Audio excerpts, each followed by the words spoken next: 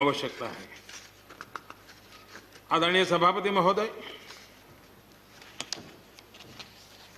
हम लोग कुछ शब्दों से बड़े परिचित हैं।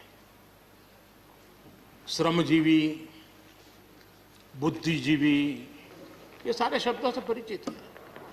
लेकिन मैं देख रहा हूं कि पिछले कुछ समय से इस देश में एक नई जमात पैदा हुई है, एक नई बिरादरी सामने आई है, और वो है आंदोलनजीवी।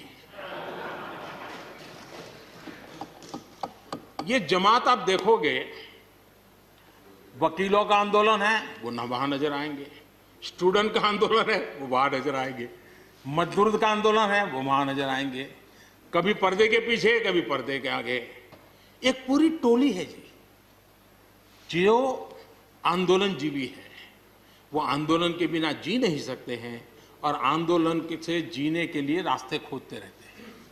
हमें ऐसे लोगों को पहचानना होगा कि वो जो सब जगह पे पहुंच करके और बड़ा आइडियोलॉजिकल स्टैंड दे देते हैं, गुमराह कर देते हैं, नए नए तरीके बता देते हैं। देश आंदोलनजीवी लोगों से बचे, इसके लिए हम सबको, और ये उनकी ताकत है। उनका क्या है, खुद खड़ा नहीं कर सकते चीजें, किसी की चल रही तो जाके बैठ जाते हैं, वो अपना जो जितने दिन चले चल जाता है उनका। ऐसे लोगों को पहचानने की बहुत आवश्यकता है। ये सारे आंदोलनजीवी परजीवी होते हैं।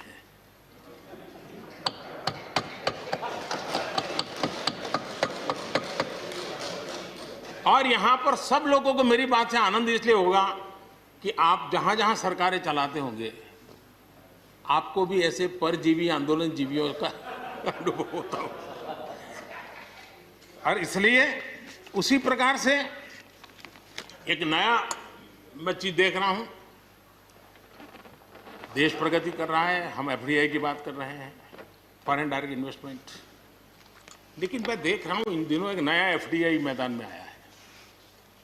ये नए एफडीआई से देश को बचाना है जी। एफडीआई चाहिए, फॉरेन डायरेक्ट इन्वेस्टमेंट। लेकिन ये जो नया एफडीआई नजर का आ रहा है, ये नए एफडीआई से जरूर बचना होगा। और ये नया एफडीआई है foreign destructive ideology, foreign destructive ideology. और इसलिए इस एफडीआई से देश को बचाने के लिए हमने और जागरूक रहने की जरूरत है। आदरणीय सभापति जी, हमारे देश के विकास के लिए ग्रामीण अर्थव्यवस्था, इसका अपना एक मूल्य है। ग्रामीण अर्थव्यवस्था हमारे आत्मनिर्भर भारत का एक अहम स्तंभ है। आत्मनिर्भर भारत ये किसी सरकार का कार्यक्रम नहीं हो सकता है और होना भी नहीं चाहिए। ये 130 करोड़ देशवासियों के संकल्प होने चाहिए।